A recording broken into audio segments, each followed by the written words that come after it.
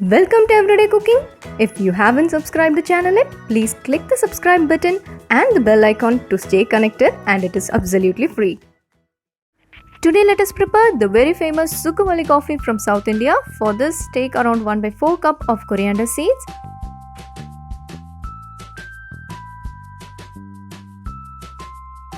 Roast this for around a minute, and then we are going to add 1 teaspoon of peppercorns and half a teaspoon of cumin seeds.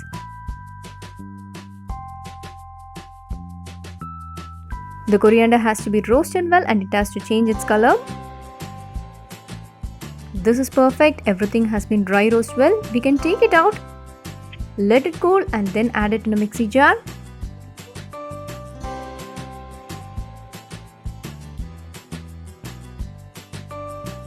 Grind it as fine as possible. This is ready.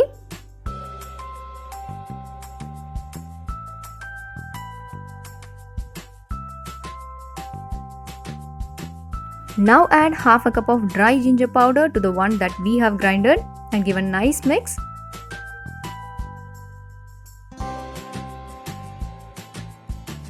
The Sukku malli coffee or dry ginger and coriander coffee mix is ready.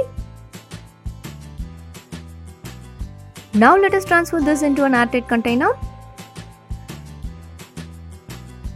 If stored properly, you can store this for more than 3 months. Now let us prepare coffee with this powder. Take 1 cup of water and add 1 teaspoon of the prepared powder.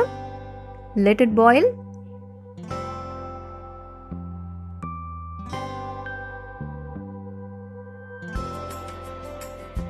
Once it starts boiling, you can add any kind of sweetener.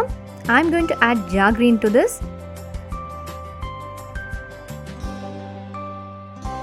As an alternative for jaggery, you can go for palm candies, or you can add brown sugar or any other sweetener.